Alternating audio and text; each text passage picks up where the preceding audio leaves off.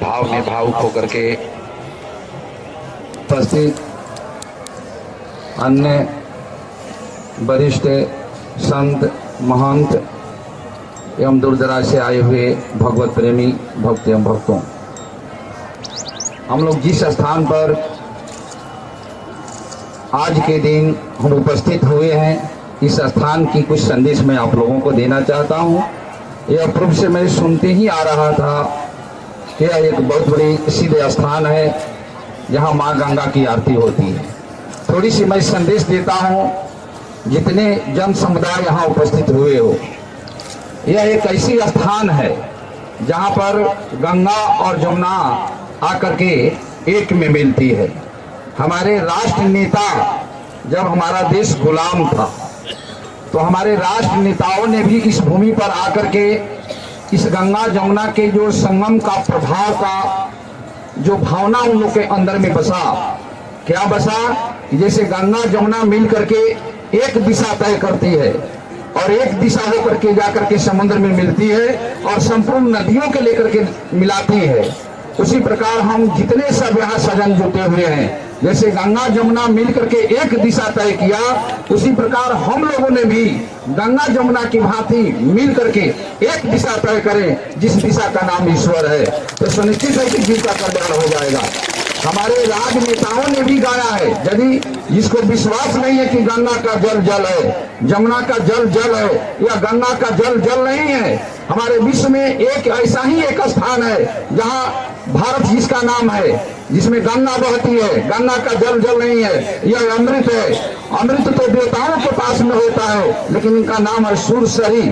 हम लोग क्या कहते हैं, इसका नाम है सूरसरी, जो देवताओं के द्वारा इस धरातल पर भारत के एक महामहिम जो स्थान जो है इलाहाबाद प्रयाग जिसको नाम कहा जाता है, जिस भूमि पर आकर के गंगा जमुना दोनों एक साथ मिलती है और मिलकर के एक दिशा तय करती है। आज हम लोगों ने भी संकल्प ले लिया जाए कि हम लोग भी मिल करके एक दिशा तय किया जाए और एक दिशा तय करेंगे तो सुनिश्चित है कि जैसे गंगा जमुना लेकर के समुद्र में मिल जाती है, उसी प्रकार हम लोग भी परमात्मा में जाकर के मिल जाएंगे और जीव का कल्याण हो जाएगा।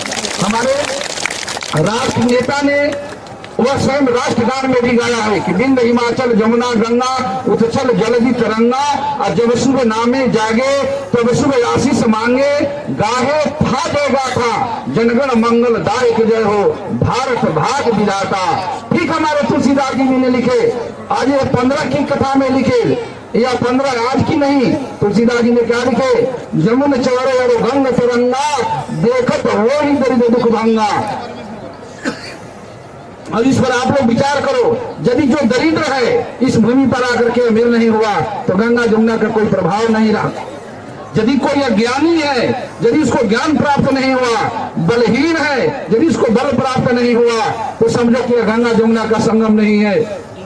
आप लोग पूर्ण विश्वास करके इस गंगा जमुना का सेवन करो, गंगा जमुना का नाम लो। मैं तो बहुत पढ़े लिखे कम आदमी हूँ, लेकिन यह मैं शब्द में जानता हूँ कि गंगा गंगा जो नर करही, भूखे नंगा कबो न रही।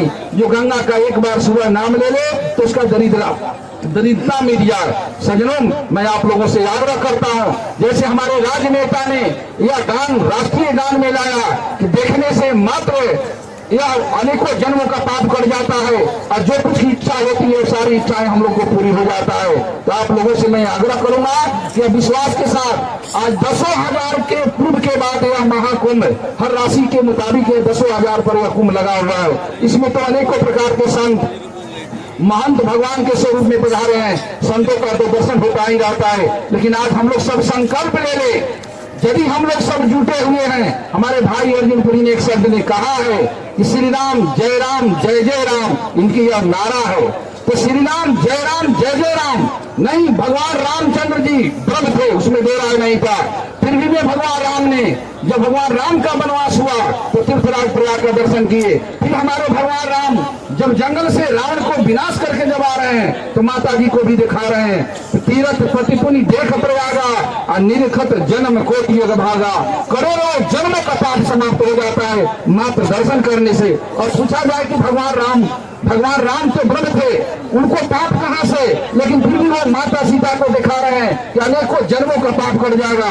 जब लक्ष्मी का पाप कट जाता है, ब्रह्म का पाप कट जाता है, शिव का हमारा पाप कट जाता है तो हम तो अनाड़ी जीव हम लोग हैं, हम लोग को तो पाप सुनिश्चित रूप से कट जाएगा। हम लोग को तो पाप करने की आदत है, हम लोग पाप करते रहते हैं। गंगा हमारी माँ है, जैसे माँ के गोद में हम लोग मलमूत्र त्याग कर देते हैं, माँ हमारे मलमूत्र को क्या करती है, अपने मलमूत्र पर रह करके हम लोगों को स्वयं रक्षा करती है। उसी प्रकार हमारी माता गंगा है, हमारे पाप को जैसे माँ मलमूत्र को ग्रहण करके माँ हमारी मलमूत्र पर सो करके हमारी मलमूत्र से रक्षा करती है, उसी प्रकार हमारी माँ गंगा जो है हमको स्वयं मलमूत्र रूपी पाप को हम लोग माँ लेकर के हम लोग को गोद में रखेगी, हम लोग को कोई पाप लगने वाला नहीं है। सजनों, इस स्थान पर आप लोग आते रहो, मैं किसी स्थान पर जाता नहीं हूँ। हमारे भाई सहोदर हैं, हमारे भाई सहोदर फैगट बाबा भी हैं, हमारे सहोदर भाई हमारे अर्जुनपुरी भी हैं। मैं इन लोगों को वाणी को कभी काटा नहीं हूँ, न मैं कहीं जाता हूँ, मैं अपनी कुटिया से बाहर भी नहीं जाता हूँ, मैं अपने आश्रम से बाहर भी नहीं जाता हूँ, न मैं पक्का में रहता हूँ, न मैं छत में रहता हूँ। आज से मैं इलाहाबाद नगरी भी मैं नहीं देखा हूँ, आज से मैं त्रिवेणी संगम पर भी मैं नहीं आया हूँ। हम सब लोग स्नान करते हैं, मैं तो वहीं संगम में स्नान करते हैं, जहाँ बैठे हैं वहीं गंगा है। गंगा के गोद में बैठो तो जैसे माँ के गोद में रहते हुए माँ के गोद में रहते हुए बालों को दूध मिलता है, उसी प्रकार माँ गंगा जमुना के बीच में रहो। जैसे माँ के स्तन से दूध मिलता है, उसी प्रकार गंगा और जमुना माता के स्तन से दूध रूपी सुख मिलते रहेगा, इसमें कोई शंका करने की जरूरत नहीं है।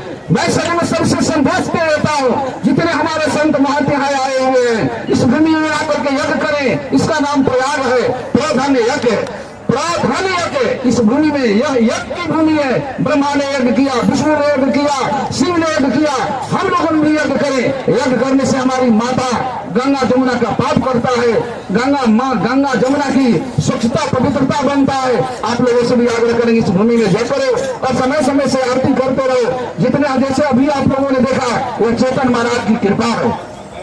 अभी हमारे देखो एक संत बहुत कितने अच्छे शब्द कैलाशानंद महाराज जी ने बोले, यह चेतन जी, लेकिन हमारे तुलसीदास जी महाराज में क्या चेतन अमल सहज सुख राशि। अमल माने क्या होता है, जिसके अंदर कोई मल नहीं है, कोई पाप नहीं है, वही चेतन स्वरूप अमल खड़े हैं।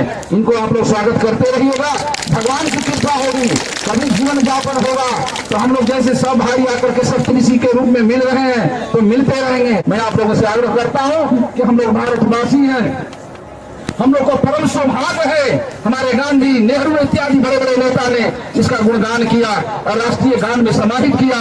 आज हम लोग को ने भी तुलसीदास जी मानस में, रामचरित्र मानस में लिखा। हमारे भाई ने कितने शब्दों में, उन शब्दों में कहा कि मुद मंगलमय संत समाजू ज्योतिर जंगम तीर्थ राजू, मुद मंगलमय संत समाजू ज्योतिर जंगम तीर्थ राजू। मैं आप लोगों से पहले कहा था कि यह क्या है, यह कामद तीर्थ है, इसका नाम है कामद तीर्थ। कामद तीर्थ याद कर लो, जो आप लोगों की कामना है वो सारे इस तीर्थ में पूरी हो जाएगा। यदि लंगड़ा हो तो चलने लगे, बहरा हो तो सुनने लगे और गूंगा हो तो बोलने लगे। इस तीर्थ का महात्म है। मुख हो पंजाब पहुंच है गिरिवर गहनम, ये हमारी बात नहीं है, यह हमारे शास्त्रों का मत है कि मुंह गूंगा बोलने लगे। आप लोग तो पूछा जाए कि बाबा मैं तो गूंगा हूं, मैं बोल नहीं पाया, मैं तो बहरा हूं, सुन नहीं पाया। नहीं, आप वास्तविक में इस भूमि का सेवन नहीं किया, आपके अंदर भेदभाव है। भेद को मिटाओ, गंगा जमुना जैसा एक रास्ता तय कर लो तो सुनिश्चित रूप से आप गूंगा हो तो बोलने लगेंगे, बहरा हो तो सुनने लगेंगे, और यदि नेत्रहीन हो तो आप लोग का नेत्र मिल जाएगा। सजनों, इसी शब्दों के साथ मैं अपने वाणी का विश्राम दे रहा हूं और चेतन जी महाराज को यह कोटि कोटि धन्यवाद है इस स्थान पर बुलाने के लिए। आज हमसे करीब 15 दिन से रगड़ चल रहा है। मैं कटौती कर रहा था, कल मैं सोचूंगा, परसों सोचूंगा, लेकिन एक बहुत बड़ा हमारा भक्त है कहा कि महाराज जी नहीं, ऐसी बात है। मैं बैठा था, निर्माण कार्य चल रहा था, मैं तो कहीं आने जाने वाला व्यक्ति भी नहीं हूँ, क्योंकि सर्वत्र भगवान है, ऐसा कोई जगह नहीं कि भगवान नहीं है। लेकिन ये नहीं कि अहंकार नहीं कि मैं नहीं जाता हूँ, कुछ ऐसा संस्कार है जैसे भगवान राम का वनवास हुआ। भगवान राम का वनवास हुआ तो भगवान राम श्रृंगेरपुर में आए, श्रृंगेरपुर में आए तो भगवान राम को सबको देख करके निषाद राज ने कहा भगवान आज हमारे महल में रह लिया जाए तो अच्छा रहेगा, फिर आप सुबह जहाँ जाना है वहाँ चले जाइएगा। भगवान राम ने कहा है कि देखो भाई, हमारे माता की तरफ से तो 14 वर्ष का वनवास हुआ, लेकिन आपकी तरफ से 1 रात का वनवास हो जाएगा। आज हम जो 14 वर्ष के दिन गिन रहे हैं तो फिर आज घर में जाएंगे तो आज के बाद हमारा वनवास गिना जाएगा। निषाद राज ने हाथ जोड़ लिया कि महाराज हमारे तरफ से 1 मिनट के लिए वनवास न हो, आप जहाँ जैसा उचित समझे। बस वही है कि भगवान राम 14 वर्ष के वनवास में इतना निषेध बतलाया, मैं मेरा तो जन्म जात मन जन्म जन्मांतर मेरा वनवास है, इसी उद्देश्य से मैं कहीं नहीं जाता हूँ कि मेरा वनवास सिद्ध हो। और जैसे भगवान राम जंगल में जाकर के ऋषियों को, संतों को, महात्माओं को और जो साध्वी सात्विक विचारों को सबको कल्याण किया, उसी प्रकार इस रोम रोम से सबका कल्याण हो। यदि इसको किसी भी वस्तु का जरूरी हो, यदि वस्तु की अपेक्षा करता हो, हमारे पास हो, तो रोम रोम आप लोगों की हाजिर है। और मैं अपने बारी का विश्राम दे रखा हूँ। पहले की बहुत देर हो गया, बहुत से हमारे भाई संत महंत घबराते होंगे और मैं भी घबरा रहा हूँ। हम लोग इतने देर से खड़े हैं, नहीं आजीवन भी खड़ा रहना पड़ेगा तो उसके लिए कोई चिंता नहीं है। देह धर्म से कोई होता नहीं है, यह ईश्वर धर्म अलग होता है। आओ हम लोग 2-4 बार भगवान का नाम ले लिया जाए, तब यहाँ से विसर्जन किया जाए। सीताराम सीता